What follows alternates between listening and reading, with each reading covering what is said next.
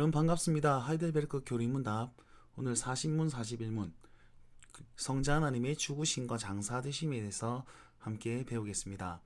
여러분 지금 사도신경의 그 고백을 따라서 성자 하나님의 낮아지심에 대해서 함께 살펴보고 있습니다.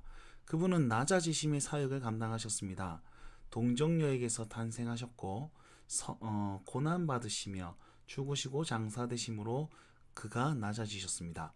동정녀의 탄생은 그의 성육신을 의미하면서 중보자의 조건을 만족시키는 행위로서 그 필수적인 조건이 되기 때문에 동정녀에게서 탄생하셨고, 우리 지난주에 고난받으심의 의미를 배웠습니다. 그분의 고난은 전 생애에 걸친 고난이며 육체뿐만 아니라 영혼까지도 받으시는 고난이었습니다. 그렇기 때문에 그분이 영혼의 고난 또한 받았고 육체의 고난도 받았기 때문에 우리의 영혼과 육을 구원하실 수 있는 분이 되셨습니다. 그리고 빌라도 아래에서 고난을 받으심으로 공적 재판의 의미를 새기시면서 우리에게 더 이상 죄를 묻지 못하게 하시는 그런 의미들을 살펴보았습니다. 오늘은요, 그의 죽으심과 장사되심을 살펴볼 텐데요. 사신문에 이렇게 질문합니다. 왜 죽으셔야만 했습니까? 그냥 고통만 받으시면 안 됐나요? 41문은요. 그렇다면 왜 무덤에 묻히셔야만 했습니까? 장사되신 이유는 무엇이죠? 라고 질문합니다. 40문의 질문으로 하나님의 공의와 진리를 만족시키기 위해서 죽으셔야만 했다라고 하고, 41문은요. 부활의 증거가 되기 위함이며 눈에 보이는 구원을 제시하기 위해서 장사되셨다라고 했습니다. 40문을 보면서 좀 더 자세히 살펴보도록 하겠습니다. 그리스도는 왜 죽으시기까지 낮아져야 했습니까? 여러분 정답에 보시면 하나님의 공의와 하나님의 진리 때문에 라고 얘기하고 있습니다. 여러분 하나님의 공의는 무엇입니까? 공의라는 뜻은 공정하고 정의롭다는 뜻입니다.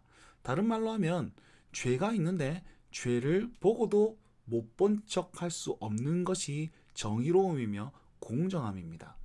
하나님은 공의로우십니다. 그래서 죄 있는 자를 그냥 아무 조건 없이 죄 없다 할 수 없으시는 분이 하나님이십니다.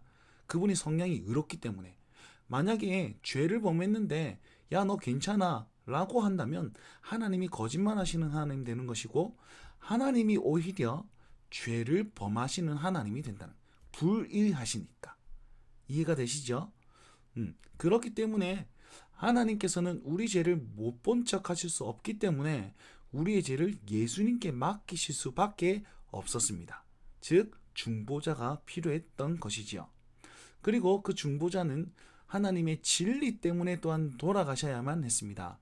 여러분 진리는 변하면 진리가 아니죠. 그죠? 변하지 않는 것이 진리입니다.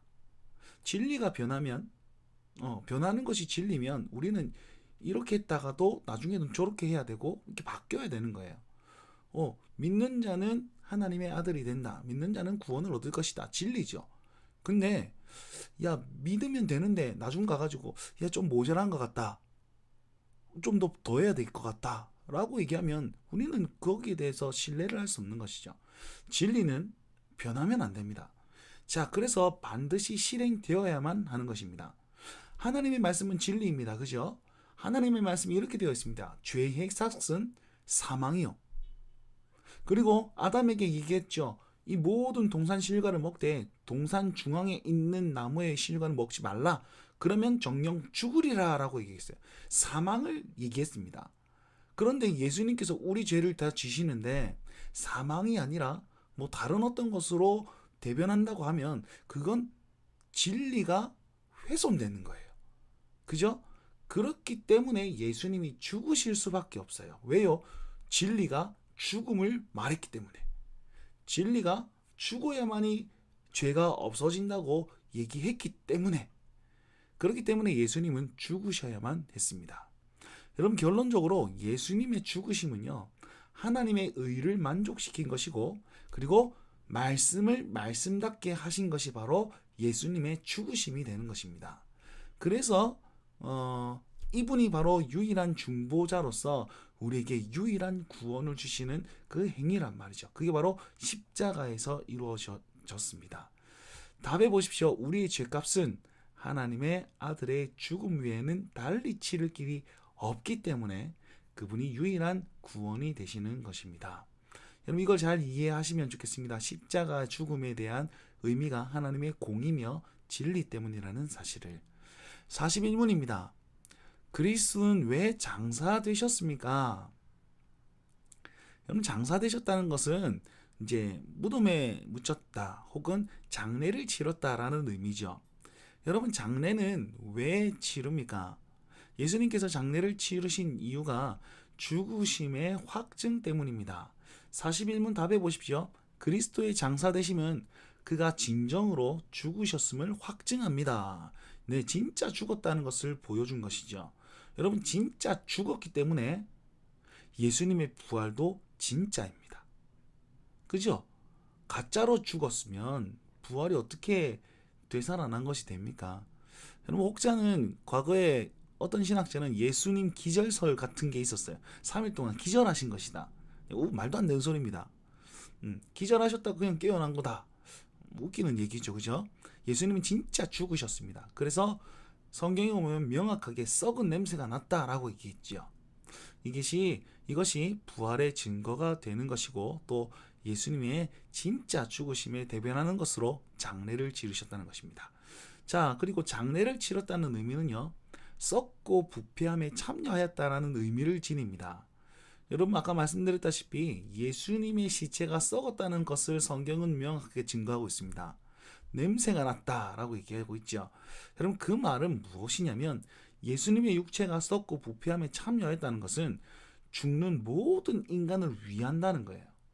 여러분 보세요. 예수님은 하나님의 아들이시기 때문에 다른 방법으로 죽으실 수 있어요. 근데 다른 인간들, 즉 죄를 가진 우리와 같이 똑같이 썩고 부패했다면 그가 부활하셨듯이 우리도 썩고 부패했을 때 부활할 수 있다라는 소망을 주는 것입니다. 이해가 되십니까? 자, 썩고 부패함에 참여하면 진짜 죄와 비참함의 모습, 그것을 눈으로 보여주는 것이고 또 한 가지 방금 말씀드렸다시피 썩고 부패해도 새 생명을 얻을 수 있다는 소망을 주는 것이 예수님의 장래의 의미란 말이죠. 그래서 결론적으로 예수님이 썩었다. 말이 좀 이상한데 썩고 부패함에 참여했다. 그것은 눈으로 보여주는 구원의 약속이며 확신이라는 것입니다. 여러분 나중에 살펴보겠지만 예수 그리스도는 우리의 인류의 보증이 되신다라고 얘기합니다. 보증이란 말은 첫 열매란 뜻이에요. 예수님이 그렇게 죽으시고 그렇게 부활하셨듯이 뒤에 나오는 모든 사람들이 그렇게 죽고 그렇게 부활할 것이라는 약속이 되신 겁니다. 자, 이것을 기억하시고 우리 인생도 주님과 함께 부활할 것임을 기억하고 그 부활의 첫 열매로서 진짜 죽으셨고 또 진짜 썩고 부패하였다는 그 예수 그리스도를 기억하셨으면 좋겠습니다. 자, 결론적으로 그의 죽으심은요 우리 때문이었고 그의 장사되심도 우리 때문이라는 사실을 꼭 기억하시면서 우리 삶의 은혜로 새기셨으면 좋겠습니다. 자, 생각해 볼 질문입니다. 첫 번째, 예수님께서는 죽기까지 낮아지신 것은 하나님의 공의와 진리를 이루기 위함이라고 했습니다. 그것이 의미하는 바가 무엇입니까? 장사 지냈다는 말은 몸이 썩고 부패하였다는 것을 의미하는데 그 몸에 썩고 부패를 당하신 이유는 무엇입니까? 또 장사 지냈다는 고백을 할 때 우리는 어떤 믿음이 필요할까요? 자, 거기에 대한 답변을 해보시면서 우리 신앙의 진리들을 누리며 사실 수 있길 간절히 바랍니다. 자, 오늘은 여기까지 예수님의 죽으심과 장사되심에 대해서 살펴보았습니다. 저는 다음 시간에 만나도록 하겠습니다. 감사합니다.